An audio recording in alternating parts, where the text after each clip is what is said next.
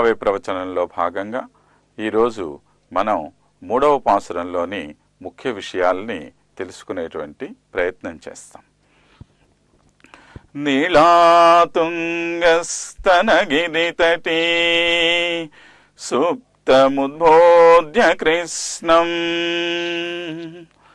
పారాధ్యం స్వం శ్రుతిశతశిరస్సింధమధ్యాపయంతి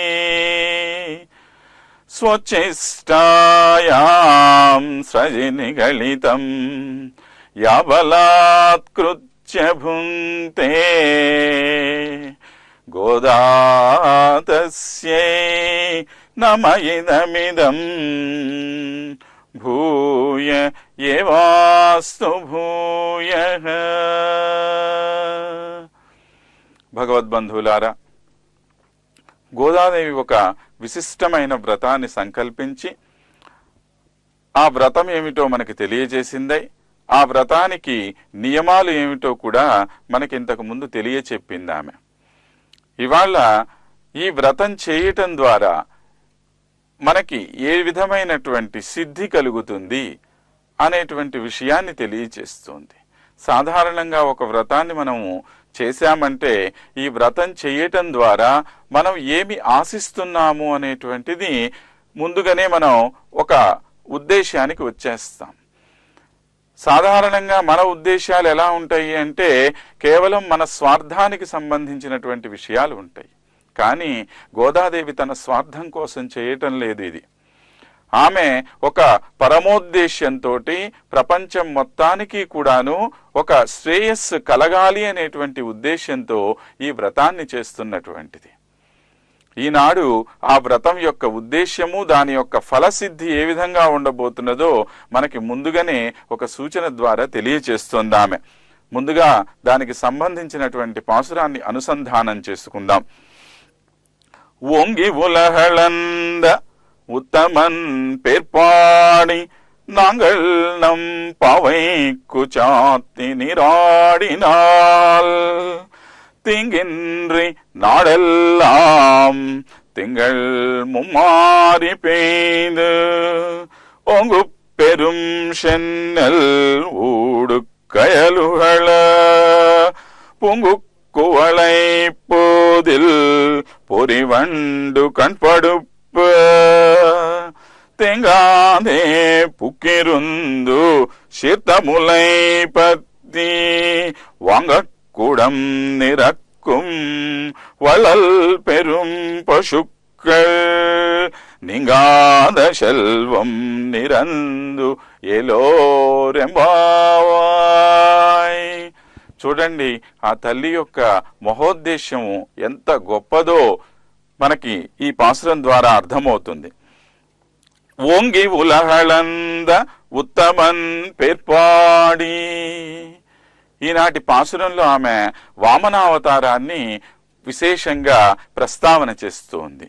ఓంగి ఉలహళంద అంటే ముందుగా తాను తగ్గినటువంటి వాడై ఆ తరువాత ఆకాశాన్ని అంటినటువంటి వాడు, బ్రహ్మాండాంత సంవర్ధి అయి అని పోతన గారు చెప్పినట్లు ఒక మరగుజ్జు అయినటువంటి పిల్లవాడు ముందుగా తాను ఒక చిన్న పిల్లవానిగా వచ్చి ఆ తరువాత మొత్తం ప్రపంచాన్నంతటినీ కూడాను ఆక్రమించినటువంటి ఆ ఉత్తమోత్తముడైనటువంటి సర్వోత్తముడైనటువంటి స్వామి యొక్క గుణాన్ని మనం ముందుగా గానం చేద్దాము అని చెప్పి అంటున్నది.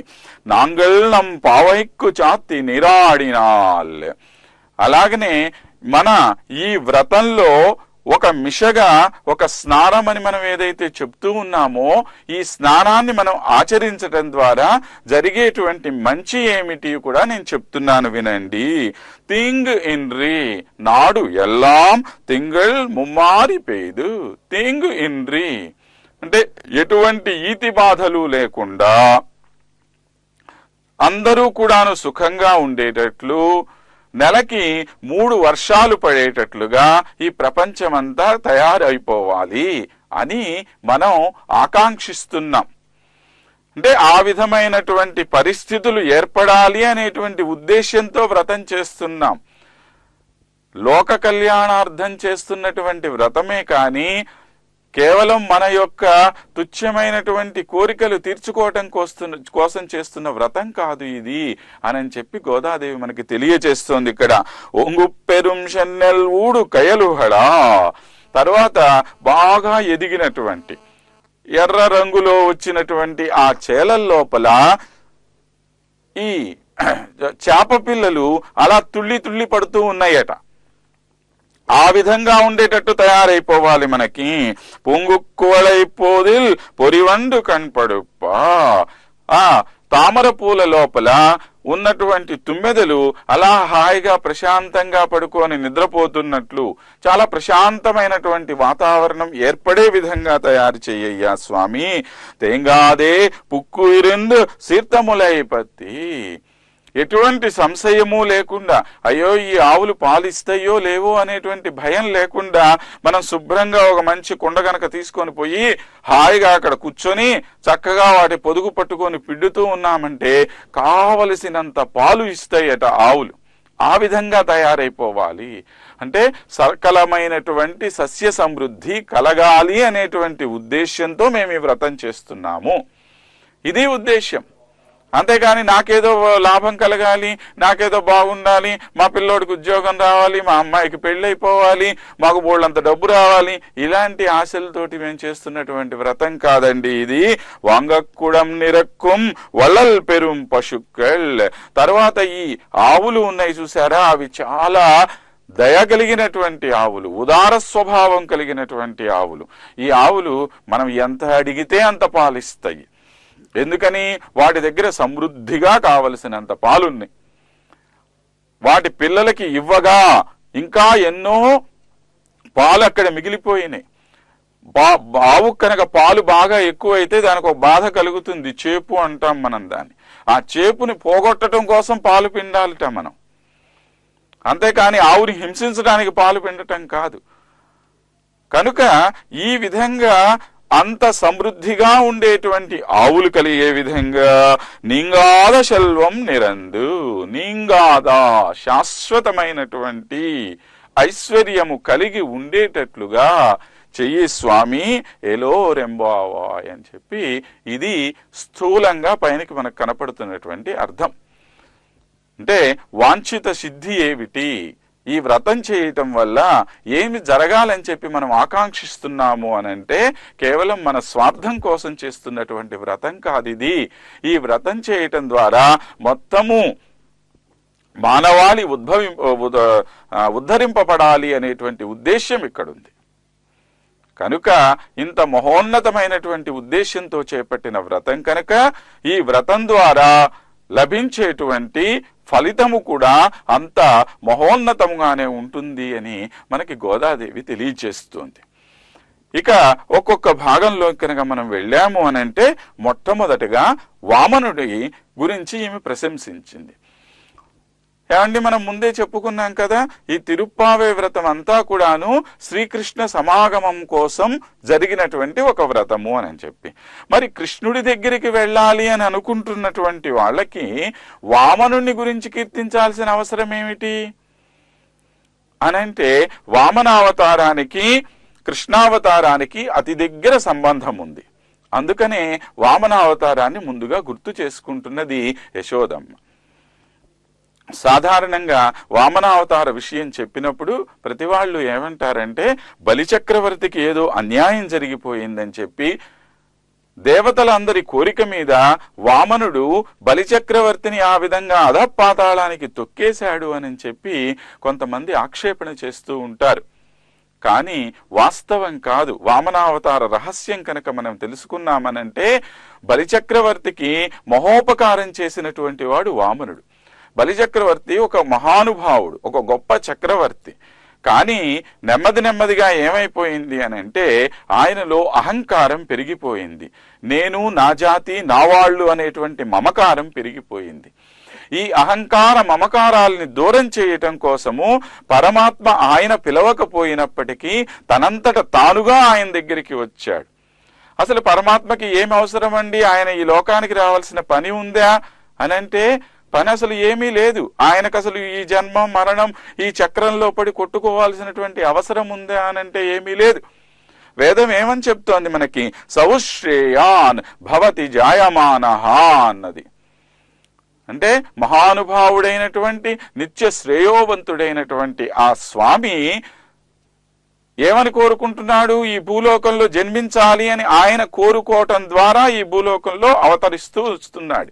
ఎందుకోసం అవతరిస్తున్నాడు అనంటే దుష్ట శిక్షణ కోసము, శిష్ట రక్షణ కోసము అవతరిస్తున్నాడు.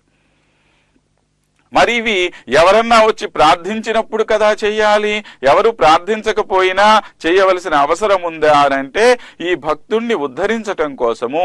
ఎప్పుడైతే బలిచక్రవర్తిలో అహంకార మమకారాలు పెరిగిపోయినాయో ఆ అహంకార మమకారాలని తగ్గించాలి అనేటువంటి ఉద్దేశ్యంతో ఒక చిన్న పిల్లవాడిగా ఈ భూలోకానికి వచ్చాడు ఆ స్వామి. ఆయన్ని నాకు ఒక 3 అడుగుల నేల ఇవ్వమని చెప్పి అడిగాడు. బలిచక్రవర్తి అడిగాడు ఆయన్ని, ఏమయ్యా ఇంత గొప్ప చక్రవర్తి దగ్గరికి వచ్చావు, నువ్వు వచ్చినటువంటి వాడివి, నా స్థాయికి తగ్గట్టు కదా నువ్వు అడగాలి. ఏమంటే మనం ఎవరి దగ్గరైనా బిచ్చ అడగటానికి పోతే వాళ్ళ స్థాయిని బట్టి కూడా అడగటం కొద్దిగా తెలుసుకొని ఉండాలి. మనం మామూలుగా రోడ్డు మీద పోయేవాడు ఉన్నాడు అనుకోండి, ₹1, ₹2, ₹4 అడుగుతాం. కాస్త సంపన్నుడి దగ్గరికి పోయామంటే $100, $200 అడగాలి. మరీ సంపన్నుడి దగ్గరికి పోయామంటే ₹1000, ₹10,000, ₹1,00,000 అలా వాళ్ళ స్థాయిని బట్టి అడగాలి. అంతేకాని ఒక మంచి సంపన్నుడైన వాడి దగ్గరికి పోయి ₹1 డబ్బులు అడిగితే అది ఆ ఇచ్చే ఆయనకు కూడా ఒక రకంగా అవమానంగానే ఉంటుంది. ఏమిటండి ఇంత చిన్నదానికోసం నా దగ్గరికి వచ్చారా అని చెప్పి అంటాడు.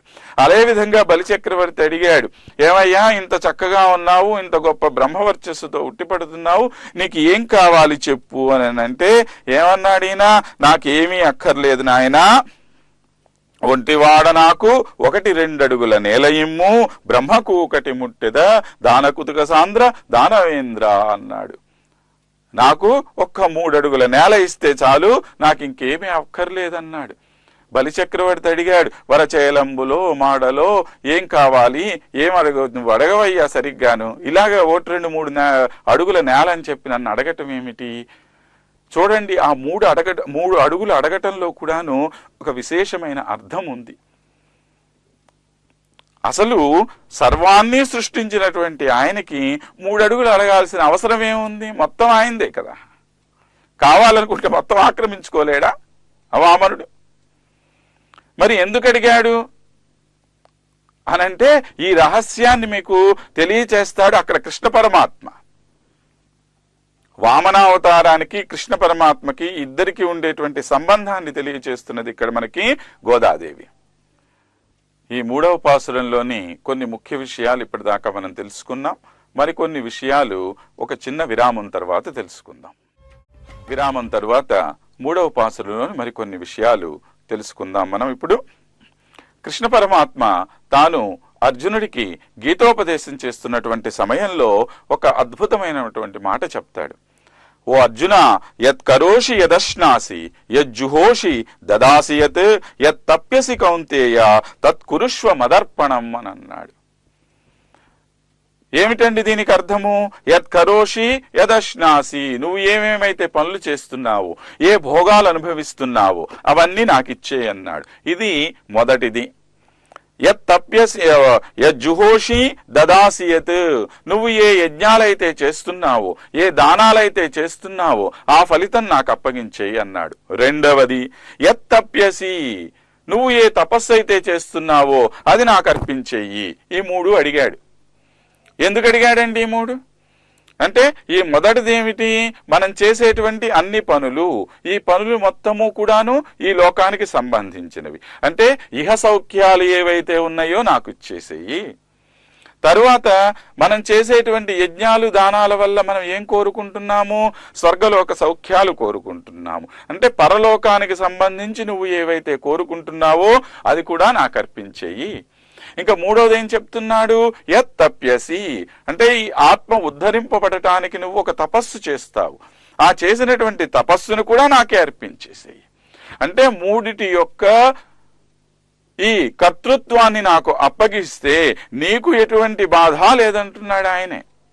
అన్నీ ఆయనకు అప్పగించేసి, బాధలన్నీ ఆయనకు అప్పగించేసి సుఖాలన్నీ నువ్వే పొందయ్యా అని చెప్పాడు. ఇప్పుడు వామనుడు అడిగినటువంటి 3 అడుగుల రహస్యం అదే. ఇహ సౌఖ్యాలు, పరసౌఖ్యాలు, ఆత్మ ఉద్ధరణ, ఈ మూడు కూడాను నాకు అర్పించేయి. అంటే ఇప్పటిదాకా ఇతనిలో ఏ విధమైన అహంకారం ఉంది? నేనే ఇస్తున్నాను, నేనే ఈ రాజ్యానికి అధిపతిని, నేను ఏం కోరుకుంటే అదే జరుగుతుంది అనేటువంటి అహంకారం ఉంది. వీళ్ళందరూ నా వాళ్ళు, ఇదంతా నా జాతి, వీళ్ళు ఎటువంటి తప్పులు చేసినా సరే వాళ్ళని కాపాడటం కోసమే నేనున్నాననేటువంటి ఒక అభిప్రాయంలో ఉన్నాడు. ఆ అభిప్రాయాన్ని దూరం చేయటం కోసమే వామనావతారం జరిగింది. ఇది వామనావతారానికి కృష్ణావతారానికి ఉన్నటువంటి సంబంధం. ఆనాడు అలా ఒక చిన్న పిల్లవాడిగా వచ్చి ఇంతై వటుడు ఇంతయై మరియు దానింతయై నభోవీధిపై నల్లంతయై తోయదమండలాభ్రమున కల్లంతయై ప్రభారాశిపైనంతయై చంద్రునికంతయై ధ్రువునిపైనంతయై మహర్వాటిపైనంతయై సత్యపదోన్నతుండగుచు బ్రహ్మాండాంత సంవర్ధియై పరమాత్మ ఎలా ఎలా ఎలా ఎలా ఎలా ఎలా ఎలా పెరిగిపోయాడో అనేటువంటి విషయాన్ని మనకి ఇంత చక్కగా అక్కడ పోతన గారు వర్ణించినటువంటి విషయాన్ని ఇక్కడ తీసుకొచ్చి చూపిస్తున్నది మనకి గోదాదేవి. ఆనాడు వామనుడు ఏ విధంగా తాను ఒదిగి ఉండి ప్రపంచం మొత్తాన్ని వ్యాపించాడో అలాగా ఇక్కడ మన దగ్గర ఉన్నటువంటి ఈ కృష్ణ పరమాత్మయే, ఈయనే పరమాత్మ స్వరూపము. కృష్ణస్తు భగవాన్ స్వయం అంటారు. కృష్ణుడు భగవంతుడి యొక్క అవతారమా అంటే భగవంతుడి యొక్క అవతారం కూడా కాదట ఆయన, కృష్ణుడే సాక్షాత్తు భగవంతుడు అని చెప్పి ఎంతో మంది మన పూర్వాచార్యులు సప్రమాణంగా మనకి సిద్ధీకరించి చూపించారు, మనకి సిద్ధాంతీకరించి. కనుక ఈ విధంగా కృష్ణ పరమాత్మ యొక్క గొప్పదనాన్ని తెలుసుకోవటం కోసం ఒక వ్రతము అనేటువంటి ఒక వ్యాజం ఇది. ఈ వ్యాజం ద్వారా తెలియజెప్పగలిగినటువంటి విషయం ఏమిటంటే కృష్ణుడిలో ఉండేటువంటి అద్భుతమైనటువంటి గుణాలని తెలియపరచాలనేటువంటి ఉద్దేశ్యం ఇక్కడ. ఇలాంటి సంబంధం అన్నమాట. ఆనాడు వామనుడు ఏం చేశాడు? ఒక మరగుజ్జు వేషంలో ఆయన దగ్గరికి తనంతట తాను స్వయంగా వెళ్లి అతన్ని ఉద్ధరించాడు. ఇవాళ కృష్ణ పరమాత్మ ఒక గొప్ప వంశంలో పుట్టినప్పటికీ కూడా అక్కడ తాను పెరగకుండా వచ్చి ఈ గొల్లవారందరి మధ్యలో, వీరందరూ కూడా చదువు సంజలేనటువంటి వాళ్ళు, ఇలాంటి వాళ్ళందరి మధ్యలో తిరుగుతూ వాళ్ళు పెట్టినటువంటి ఎంగిరి అన్నం తింటూ ఆ ఆవుల్ని వెనకాల పోతూ ఆ పేడ ఎత్తుకుంటూ ఇలాగా జీవితాన్ని గడుపుతున్నాడు ఆయన. ఎందుకు గడపాల్సిన అవసరం ఏమిటి?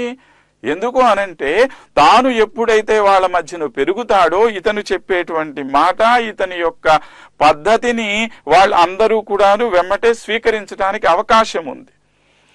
ఒక గొప్ప సాధువుగానో మహానుభావుడిగానో వచ్చి కృష్ణుడు చెప్పాడనుకోండి, వీళ్ళకి అర్థం కాదు విషయం. వాళ్ళ మధ్యలోనే ఉంటూ వాళ్ళతోనే చరిస్తూ కనుక ఉంటే ఆయన అప్పుడు ఈయన చెప్పినటువంటి మాటల యొక్క సారాంశాన్ని గ్రహించగలుగుతారు వాళ్ళు అనేటువంటి ఉద్దేశంతో కృష్ణుడు ఇక్కడ మన మధ్యలో ఉన్నాడు, ఆయన్ని గురించి మనం తెలుసుకోవాలి ఈ రోజు అని చెప్పి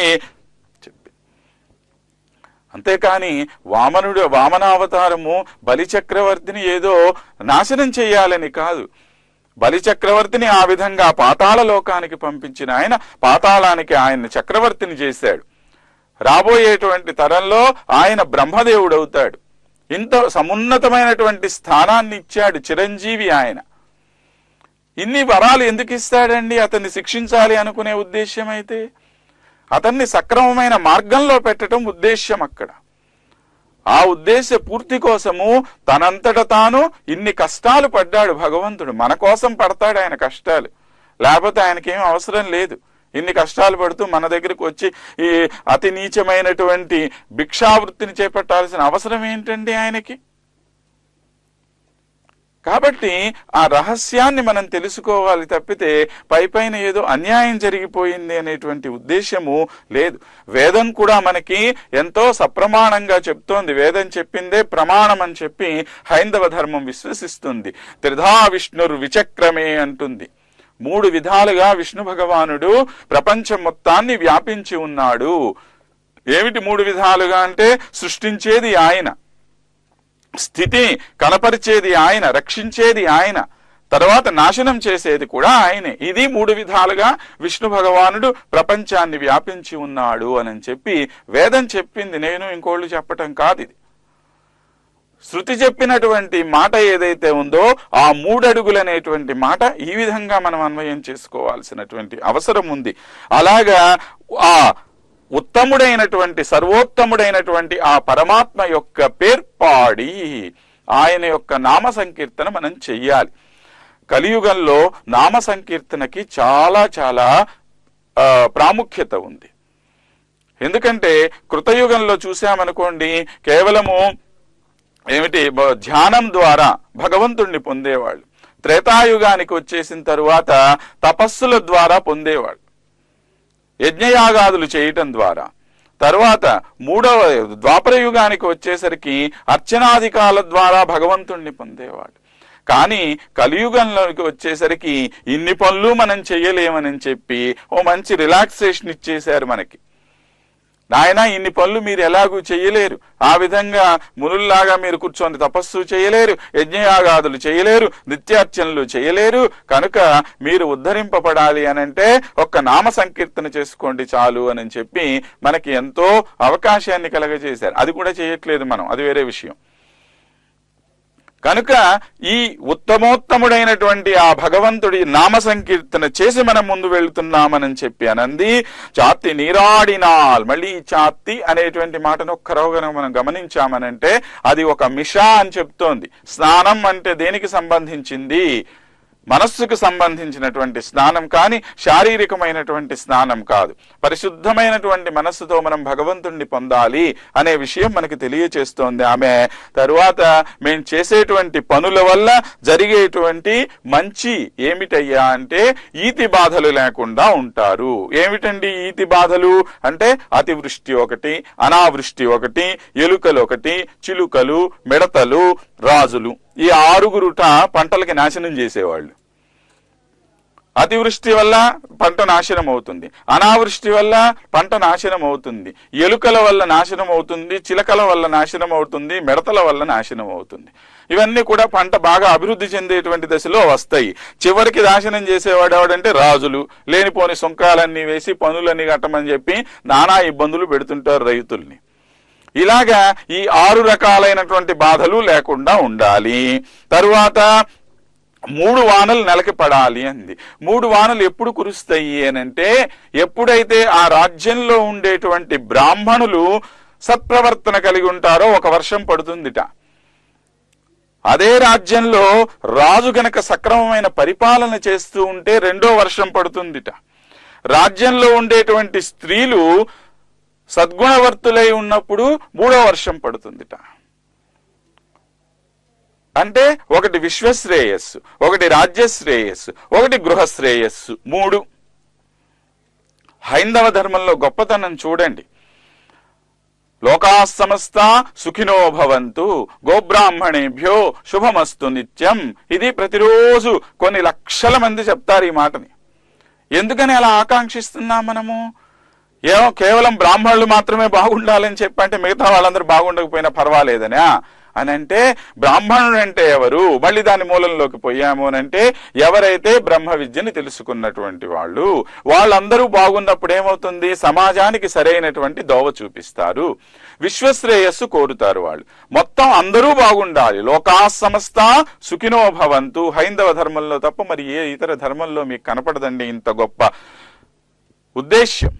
విశ్వజనీనమైనటువంటి భావాలు కలిగినటువంటిది తిరుప్పావై. అలాగా సమస్త జగత్తు బాగుండాలని కోరుకునేటువంటి బ్రాహ్మణులు బాగున్నప్పుడు, అంటే బ్రాహ్మడు ఎప్పుడూ కూడాను ఒక నిర్దిష్టమైనటువంటి నియమం నిష్ఠ కలిగి ఉన్నప్పుడు రాజ్యం బాగుంటుంది, అందరం బాగుంటాం. అలానే రాజ్యాన్ని పరిపాలించేటువంటి రాజుగారు సక్రమమైనటువంటి వాడు కనుక ఉంటే ప్రజలందరూ బాగుంటారు. మనకు సామెత ఉంది, యథా రాజా తథా ప్రజా అని చెప్పి.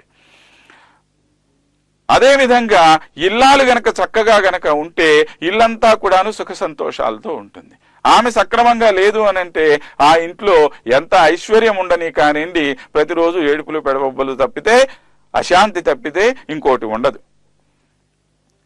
కనుక ఈ 3 గురించి చెప్తున్నారు ఇక్కడ. 3 వర్షాలు పడాలట. 9 రోజులు ఎండ, 1 రోజు వర్షం, 9 రోజులు ఎండ, 1 రోజు వర్షం. అలాగా 9 3 27, ఒక 3 రోజులు వర్షాలు 30. ఇలా ఒక నెలలో జరగాలిట. మనకేం జరుగుతోంది? 3 నెలల వర్షం, 3 సంవత్సరాల వర్షం కూడా ఒకే రోజు కురుస్తుంది మనకి. దానివల్ల ఎవరికన్నా లాభమా? ఎవరికి లాభం లేదు. ఓని వర్షం కురిసేస్తుంది, నీళ్ళంది ఎడుకో వెళ్ళిపోతాయి. దీనివల్ల మనకి ఎవరికన్నా సుఖము సౌఖ్యము ఉందా అంటే ఎవరికి ఎటువంటి సౌఖ్యం లేదు. ఎందుకని మీరే గమనించండి. ఈ మూడిట్లోనూ ఈనాటి సమాజంలో ఈ 3 సక్రమంగా గనక ఉన్నాయి అని మీరు అనుకుంటే మనకి సక్రమంగా వర్షాలు పడుతూ ఉన్నాయి అని. ఇవి ఈ విధంగా గనక మనం తెలుసుకొని ఉన్నప్పుడు